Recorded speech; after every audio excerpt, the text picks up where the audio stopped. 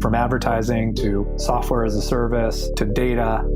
Across all of our programs and clients, we've seen a 55 to 65% open rate. Getting brands authentically integrated into content performs better than TV advertising. Typical lifespan of an article is about 24 to 36 hours. If we're reaching out to the right person with the right message and a clear call to action, then it's just a matter of timing.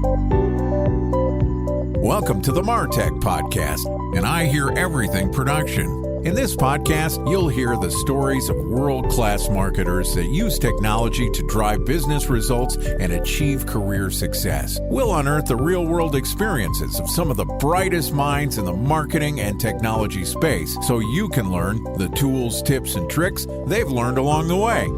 Now here's the host of the Martech Podcast, Benjamin Shapiro. Welcome to the Martech Podcast. I'm your host, Benjamin Shapiro, and today we're going to talk about audio advertising from one of the biggest players in the space, Spotify. Joining us is Ann Piper, who is the head of client partnerships at Spotify, which is the largest music and podcasting streaming service provider with over 500 million monthly active users. It's a brand you know and love. And today, Ann and I are going to discuss Spotify's vision for digital audio advertising.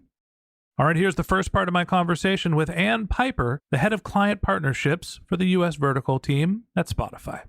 Ann, welcome to the Martech Podcast. Thank you, Ben. Pleasure to be here. I will use a music reference to start off our podcast. I'm so excited. I just can't hide it. I'm about to lose control, and I think I like it. It's a thrill to have somebody from Spotify here on the podcast. I will start off by saying thanks for making the time to come on our little show. You're welcome. It's great to be here. So today we're going to get right into it. Spotify is making waves not only in the music industry, in podcasting, also in advertising, where you specialize. You've got a rich background going from AOL, Radium One, a whole bunch of companies that are mainstays in the ad space. And now you're at Spotify. Tell me a little bit about Spotify's vision for digital advertising. Where is it going and where do you see Spotify playing in the space?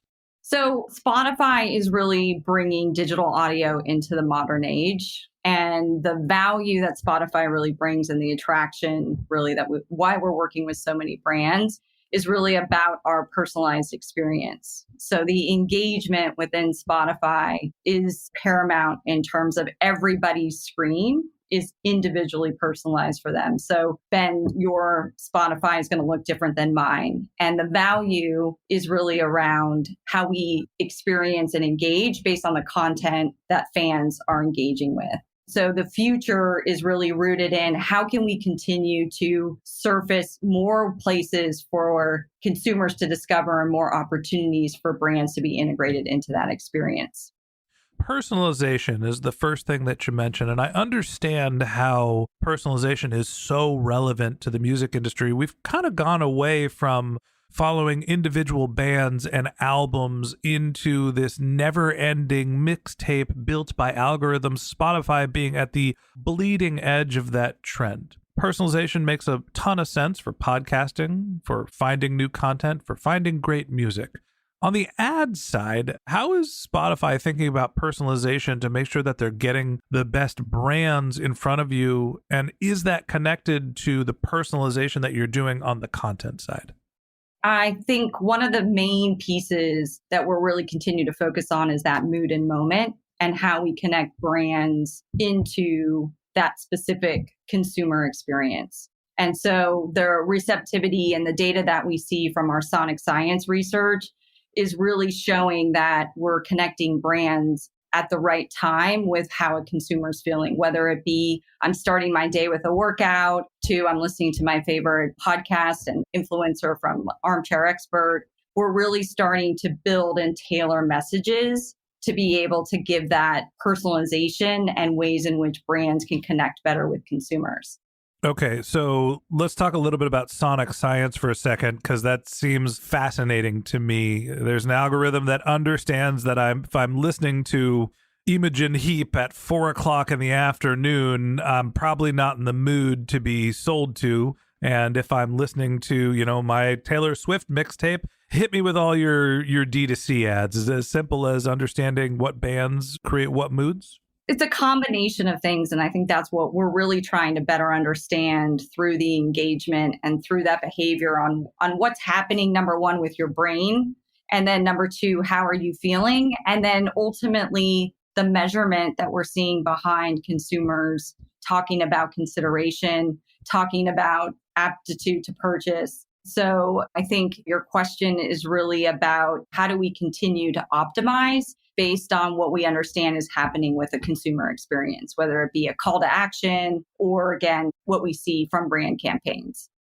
Talk to me a little bit about the difference in audio advertising when you're thinking about music as opposed to the podcast niche that Spotify has started to fairly dominate. How is advertising for a podcast different than music on Spotify? First and foremost, we look at it as an audience strategy and what is happening again with that mood and moment. So we're looking at the music pieces. Does this make time for a relevant beverage intercession, right? Based on the morning. And then with our owned and exclusive, we're working with either host-read ads and talent and really tailoring the message based on the brand's KPIs and real objective. And then we also kind of turn that into partnering with Nielsen and partnering in terms of an audience strategy within the Spotify Audience Network. So at the end of the day, we always want to look at number one, what's the client's KPIs? And then what do we know from the audience when they're consuming music, to then discovering listening to one of our owned and exclusives, to then what happens when we're on the Spotify Audience Network and we're looking at an audience play on a voice talent versus a host-read ad. Talk to me a little about accessibility. One of the things that Spotify and some of the large players in terms of their advertising have been known for, and maybe this is unfair and dated information, but relatively high minimums to be able to buy advertising, CPM floors that basically made the advertising specifically accessible to brands with big budgets, but harder for the sort of downstream individual Facebook buyers. I've got $100, should I test audio advertising? How easy is it to buy audio ads these days through Spotify? Well, we want thousands and millions of advertisers within the Spotify platform. And so we're really looking at different points of entry around, just to your point. So we have a platform called Ad Studio. That's our self-serve platform. There's really any budget that you want to set there. So we have different ways for you to access Spotify versus like self-serve to managed service, to different ways in which we look at programmatic. So we're definitely making it as easy as possible to target an audience and build a campaign within Spotify. And actually more and more investment is going there. I guess the other question is, it's easier for anybody to be able to place audio ads. Talk to me about how you've been around the block, right? You weren't just always in audio ads. You've had a long history in the ad business. How should a marketer think about the difference between advertising and audio, and what are the benefits of that as opposed to a performance marketing social campaign or an awareness driving programmatic campaign? Why is audio different and special now that it's accessible to basically the whole world? Yes, and I wanted to clarify $250 minimum on our Ad Studio. So thank you. Almost the whole world. Almost, yes. Not a high budget. A little bit of a minimum. The way I want to answer your question is digital audio, specifically on Spotify, because of the personalization and the way in which the platform caters to each individual, the trust factor that's been built there. My guidance for marketers is you have to start to think about the places where you have someone where you're getting their attention. And what we have found, and part of that sonic science research that we've done, as well as continue to do our own work in terms of performance, because at the end of the day, we still have to be driving some kind of action, whether we're influencing an audience that you're trying to get a better consideration around, to then driving to a website, to then actually a purchase of a product. So I think where a marketer really needs to look at, okay, what is that true attention level? And paying attention, what we're really finding is because of the personalization, because you're choosing to go to Spotify and you know you get the ad experience as part of the value, you're actually seeing that you're getting the attention through both the sound as well as the story that's being played by the host, etc. I've been doing audio advertising for probably been 5 years now. And most of what I've been doing is either buying audio advertising to try to drive people to a podcast property, so to a digital asset, or we're doing dynamic ad insertion that's host read in our podcasts. And in both scenarios where I am the advertiser or when I am the media buyer, I struggle with understanding the direct response relationship, how to evaluate whether my campaigns are successful. And I work in podcasting and host the Martech podcast. So either I'm a total dummy, which let's not rule that out, or understanding the performance of an audio ad can be very challenging. Let's just not insult the podcast host here and assume that there's challenges with understanding the performance of podcast and audio advertising. Talk to me about how you evaluate and help people understand if their campaigns are actually performant.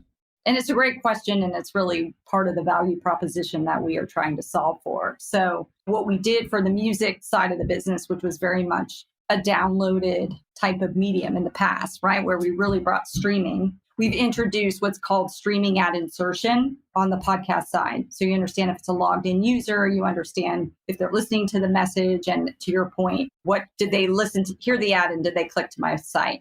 We've also acquired a company called Podsights. For sponsor of the Martech podcast, Great. Sean Creeley, friend of the program, wonderful company. Go on. Sorry to interrupt. So to your point, that doesn't solve everything, but we really are trying to put the infrastructure and technology in place to be able to help marketers and media buyers such as yourself to evaluate that.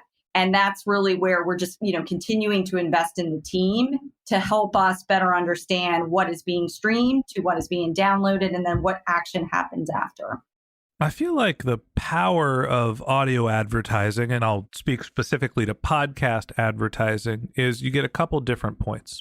You get credibility. You get inferred trust. People are listening to the host because they think that they're an expert. And so when they talk about a brand or a service, that credibility is passed on. You get a longer message, 30, 60 seconds, which is longer than you get from a snapshot on a social media ad and probably longer than you're paying attention to a YouTube ad.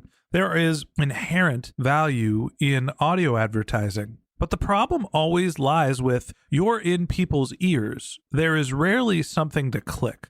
When you're thinking direct response marketing, and I know that you can pixel and understand if someone's served and then hopefully they're going to a website, do you advise people to think separately about podcast advertising not to be a direct response channel? If it's a direct response channel and other than the pixelization and tracking through Podsights, are there any other ways that you advise marketers to understand how to attribute value from their podcast ad campaigns to their business?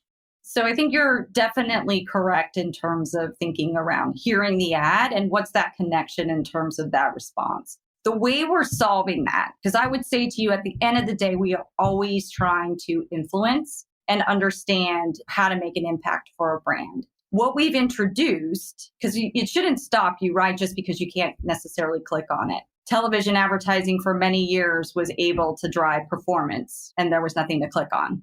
And so what we have to continue to impress is, number one, someone's listening to that. And then number two, when they go back to their phone and they engage with content, with the episode, we have something that's called a call to action card. And that's another opportunity for a brand to be able to drive to their website, make an offer, or continue to tell the storyline of why that brand makes sense for this consumer.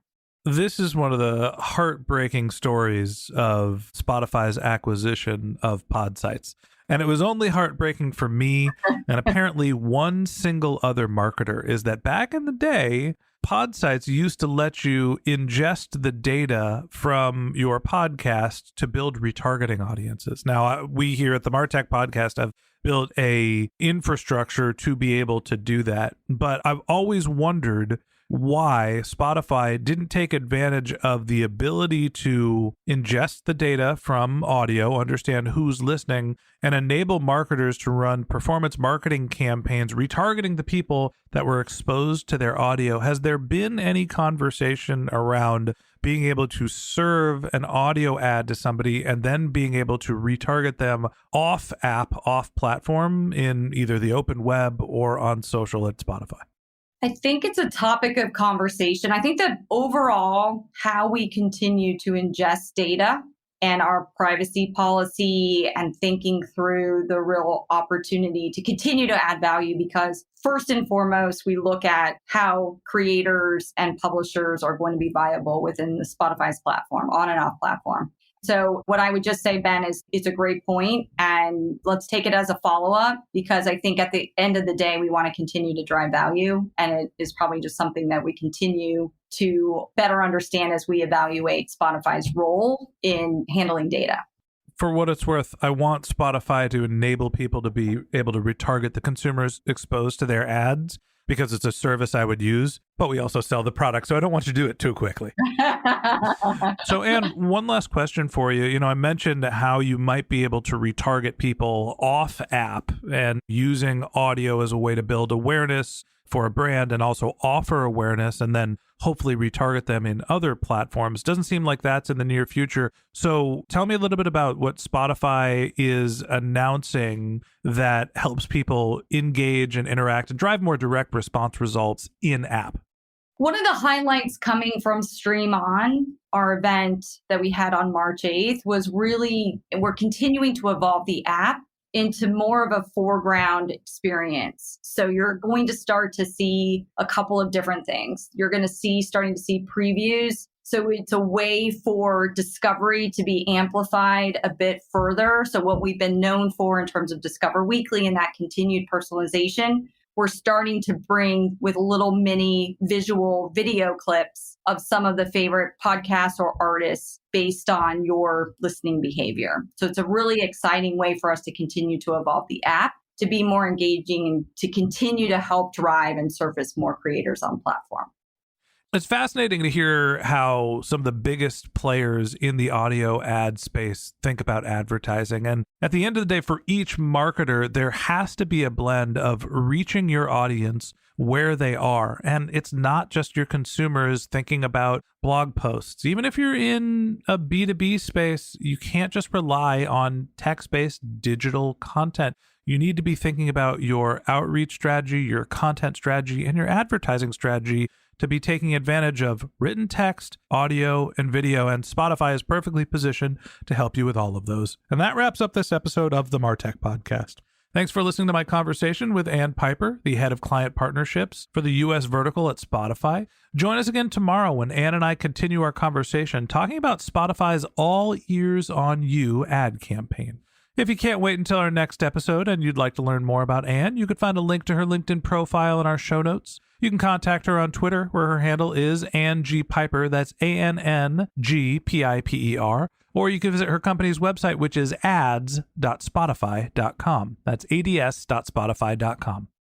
Just one more link in our show notes I'd like to tell you about. If you didn't have a chance to take notes while you were listening to this podcast, head over to martechpod.com, where we have summaries of all of our episodes and contact information for our guests. You can also subscribe to our weekly newsletter, and you can even send us your topic suggestions or your marketing questions, which we'll answer live on our show. Of course, you can always reach out on social media. Our handle is MarTechPod, MarTechPod, on LinkedIn, Twitter, Instagram, and Facebook, or you can contact me directly. My handle is Ben J. Shap, BenJShap.